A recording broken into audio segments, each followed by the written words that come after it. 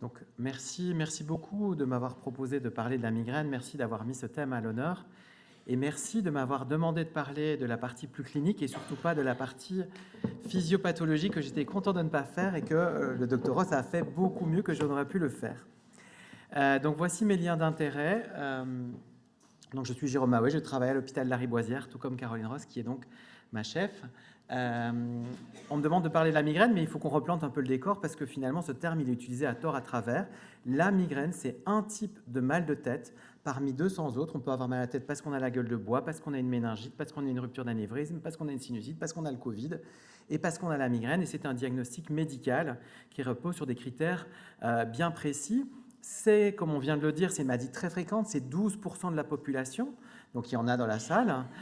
C'est plus les femmes que les hommes. Tout à l'heure, tu parlais d'une maladie de bonne femme, mais c'est pas parce qu'on n'a pas la migraine parce qu'on a porté du rose quand on était petit ou parce qu'on a joué avec une Barbie. C'est parce qu'il y a des raisons hormonales à tout ça. Et comme on l'a dit tout à l'heure, c'est la deuxième cause de handicap dans le monde quand on tient compte du nombre de jours vécus avec la maladie. Je ne dénie pas qu'il y a des maladies extrêmement invalidantes, qui heureusement ou malheureusement durent plus souvent moins longtemps, mais c'est la deuxième cause de handicap dans le monde, et c'est pour ça que c'est capital qu'on en parle et que vous y portiez attention, et je vous en remercie. Et puis, on sait que c'est handicapant, quand vous regardez ces chiffres de l'Eurolight Project, donc c'est des données européennes, eh bien, vous voyez qu'il y avait 10 à 15% des patients qui ont, sur les 3 derniers mois, perdu plus de 20 jours à cause de cette migraine qui les a bloqués dans leur lit et qui n'ont pas pu aller à la communion de leur neveu ou nièce ou qui n'ont pas pu aller à un dîner avec des amis ou qui n'ont pas pu aller travailler pendant 20 jours sur ces 90 jours. Alors, la migraine, c'est une répétition de crises de migraine, mais qu'est-ce que c'est qu'une crise de migraine? C'est une phase de céphalée, mais une phase de céphalée où il y a d'autres symptômes associés, parfois précédée de l'aura, on vient d'en parler à l'instant, parfois précédé de prodrome, et puis c'est parfois suivi de postdrome. Alors, qu'est-ce qu'il y a dans tout ça? J'ai essayé de vous mettre des émojis pour le représenter. Alors, ils ont un peu débordé, ils ont grandi en passant de Mac à PC. Dans la phase de douleur, on a bien sûr mal à la tête, mais on a aussi une gêne au bruit, une gêne à la lumière, on est bloqué dans son lit, on a ses lunettes de soleil, on a des nausées, ou bien on va jusqu'à vomir. On est bloqué dans son lit, on a même souvent un seau au bord de son lit, l'émoji seau, je suis très content, il ne sort sur aucun PC. Donc là, aujourd'hui, je suis très content, je remercie la technique pour l'émoji seau. Et donc ça, et puis on est très fatigué, on a des difficultés de concentration. Et ça, c'est la phase uniquement mal de tête. Ça peut être précédé par l'aura. L'aura la plus connue, c'est l'aura visuelle, des symptômes, des zigzags brillants, des étoiles. Alors comme ça fait joli sur l'émoji, mais dans la réalité, les gens doivent s'arrêter sur le bord de la route parce qu'ils ne voient plus rien. Et avant ça, on peut avoir des prodromes, donc des difficultés de concentration, déjà des nausées, une fringale, une appétence pour certains aliments. Celle-là, on va se jeter sur le chocolat, on va croire que le chocolat est la cause de la migraine, alors qu'on l'ait mangé ou qu'on n'ait pas mangé, en fait, la crise était enclenchée. Et le premier symptôme de cette crise, c'était une folle envie de chocolat.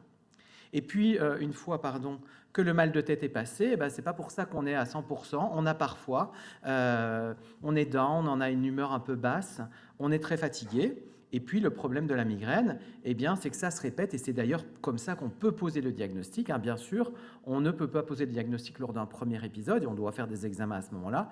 Mais c'est sûr que si on voit un patient qui vous dit « ça fait 25 ans que j'ai ça, et ça se répète, et ça se répète », on ne va pas se poser la question d'une autre maladie, mais on va essayer de l'aider, puisque en effet, même si ce n'est pas une tumeur, ça reste possiblement extrêmement invalidant. Et donc, il y a des critères internationaux, comme Caroline vient de le dire, il n'y a pas encore la prise de sang qui permet d'en faire le diagnostic, mais avec ces critères qui soulignent le caractère intense des maux de tête, parfois le caractère hémicrânien, mais vous voyez que ce n'est pas obligatoire, il faut 2 sur les 4 parmi hémicrânien, pulsatile, etc. Donc, hémicrania, la racine grecque de migraine, ce n'est pas obligatoire que ce soit la moitié du crâne. Et puis, ça souligne bien qu'il y a des symptômes associés. Vous le voyez, il doit y avoir des nausées, éventuellement des vomissements, ou bien une sensoriphobie, les gens gênés par le bruit et la lumière, et en général bloqués dans leur lit. Ce qu'on n'a pas mis dans ces critères, c'est que si on a un traitement, on a le droit de ne pas avoir tous ces symptômes pour retenir le diagnostic, heureusement.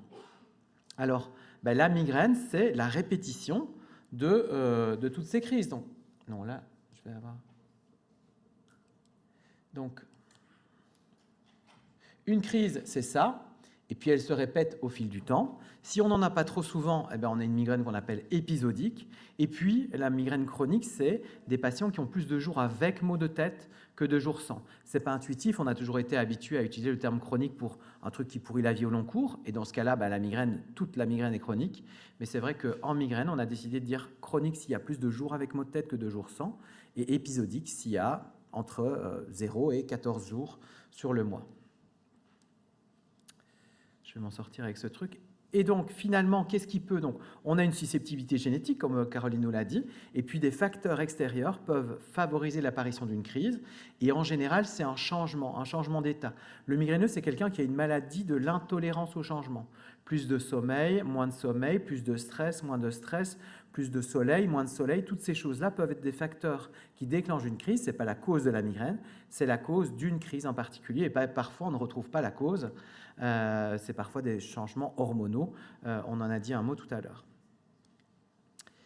Alors, qu'est-ce que c'est le travail, la prise en charge de la migraine? C'est un travail d'équipe avec vous, avec nous. C'est le médecin traitant et nous, neurologues, on ne peut pas voir, ou bien centre de la douleur, on ne peut pas voir tous les migraineux.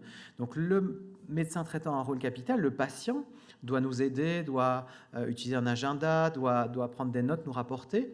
Il y a une importance aussi du médecin du travail dans certains cas, parfois donc le neurologue, et puis des infirmiers, des médecins de la douleur, des psychologues, des kinés.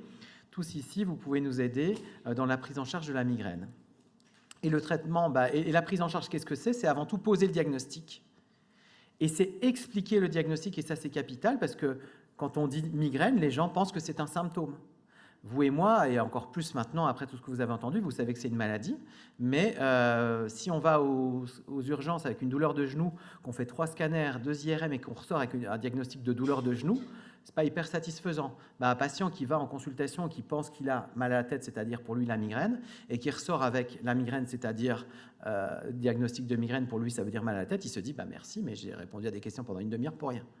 Donc si on ne lui explique pas que c'est un véritable diagnostic et que c'est une véritable maladie, on peut passer à côté. Et puis, dans la prise en charge, il y a toute la gestion des comorbidités dont on sait qu'elles aggravent le risque d'évolution vers une migraine chronique. Donner des conseils de traitement non médicamenteux. Il y a des preuves scientifiques fortes de l'intérêt du sport, de l'intérêt de la méditation, où on montre des réductions du nombre de jours de migraine qui n'ont rien à envier à certains médicaments. C'est important que nous, soignants aussi, on soit là pour valider ou invalider certaines options non médicamenteuses. Et puis, il y a des médicaments, des traitements de crise pour tous les patients et parfois des traitements de fond pour essayer de diminuer la fréquence et l'intensité des crises. Et si je reprends mon petit schéma, eh bien, le principe d'un traitement de crise, qu'est-ce que c'est? C'est d'agir vite, au début, puisque la migraine, c'est un peu comme le feu. Là, mon feu est un peu moins impressionnant que sur un Mac, mais ça peut être un feu très impressionnant. Et dès qu'on voit une flamme, il faut jeter un seau d'eau. Et ça permet de diminuer l'intensité de la crise, sa durée, et idéalement de baisser un petit peu le prodrome. Et un traitement de fond, qu'est-ce que ça fait? Eh bien, ça raréfie les crises et ça fait qu'elles viennent moins intenses. Et donc là, je me suis pris la tête pour faire ça. Donc on va bien le regarder. Donc, des crises beaucoup moins fréquentes avec un traitement de crise efficace, mais aussi des crises qui sont moins d'intensité de la douleur et moins de symptômes associés. Et vous avez vu que je n'ai pas réduit vraiment l'aura parce qu'on n'arrive pas toujours à agir sur l'aura. On n'a malheureusement pas le temps de rentrer dans les détails. Et puis, les traitements, il y en a. Il y a des traitements des crises, il y a des traitements de fond. Comme on l'a dit, les traitements de crise principaux, c'est les anti-inflammatoires et les triptans, des traitements spécialement développés pour la migraine. Il y a des limites de tolérance au niveau de l'estomac, il y a des limites de tolérance rénale des anti-inflammatoires.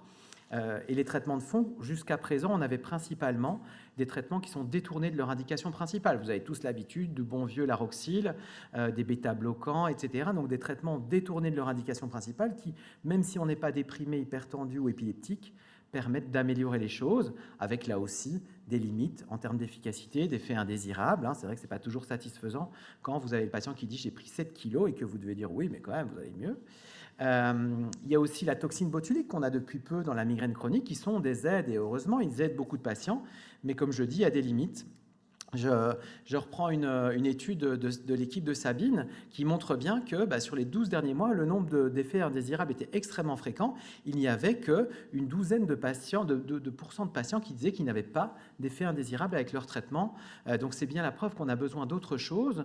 J'ai juste montré 2 petites études ici pour partager les limites des traitements qu'on a maintenant. Là, vous voyez sur la gauche le risque d'évolution vers une migraine chronique. Rappelez-vous que c'est la forme où on a plus de jours avec mal à la tête que sans. Eh bien, si on a un traitement de crise qui est peu efficace, c'est-à-dire donc ici, vous voyez, donc traitement de crise, ça ne marche pas trop, eh bien, on a un taux d'évolution vers la migraine chronique beaucoup plus élevé que si on a un traitement de crise efficace. Donc, c'est important qu'on arrive à trouver des traitements qui soulagent rapidement nos patients. Et en termes de traitement de fond, on a aussi des limites. Vous voyez ici une étude américaine en migraine chronique et vous voyez qu'à 180 jours, c'est-à-dire à 6 mois, il n'y en a plus que 25% qui prennent encore le traitement avec les traitements classiques, c'est dire leurs limites en termes d'efficacité et ou de tolérance. Alors, j'ai très peu de temps et je peux juste vous dire quelques mots des traitements de crise et un petit mot des traitements de fond. Les traitements de crise, le simple paracétamol, c'est très rare que ça agisse sur une migraine. Les traitements de crise, c'est avant tout les anti-inflammatoires ou les triptans. Les triptans, comme je l'ai dit tout à l'heure, traitements spécialement développés pour la migraine, qui ont d'ailleurs une action sur le CGRP dont Caroline vous a parlé tout à l'heure. C'est le zolmitriptan dont vous avez beaucoup entendu parler, mais il y en a d'autres.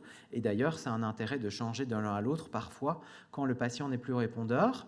Il faut leur conseiller de prendre précocement le traitement, sauf s'ils ont tendance à en prendre beaucoup, puisqu'il existe une possible aggravation de la migraine avec une prise trop fréquente d'antidouleurs. J'ai fait une diapo, et elle est volontairement vide, qui rappelle la place des opiacés dans la migraine. Eh bien là, vous la voyez sur l'écran, n'hésitez pas à faire la photo. Je vois qu'il y en a qui prennent des photos, etc. C'est peut-être la diapo la plus importante. Donc tramadol, morphine et autres, eh bien ça n'a pas sa place dans la migraine, ça a sa place dans la chronicisation par contre de la migraine et dans son aggravation.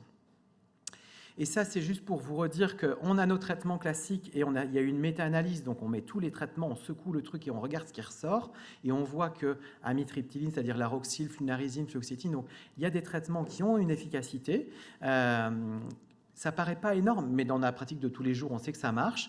Ils ont des limites, et c'est là où il y a eu une avancée énorme, c'est la compréhension du CGRP dont Caroline vous a parlé.